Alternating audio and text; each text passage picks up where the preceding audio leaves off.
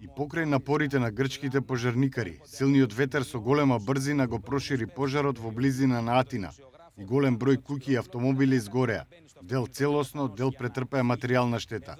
Официјално се уште нема информации за големината на материјалната штета.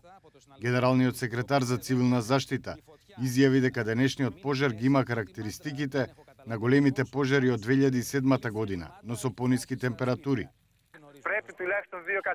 Станува збор за еден од најтешките пожари, бидејќи силниот ветер во комбинација со густиот запалив материјал придонесуваат за брзо ширење на огнот. Се прават силни напори за облажување на последиците, но правецот на ветерот го прошири пожарот и ја отежнува работата на пожарникарите. Претходно, жителите на најмалку 3 мали населби беа евакуирани поради големиот пожар. Поради неповолните услови за возење и густиот чад, грчката полиција одлучи да го запре сообраќајот на автопатот Атина-Коринт во близина на огнената стихија.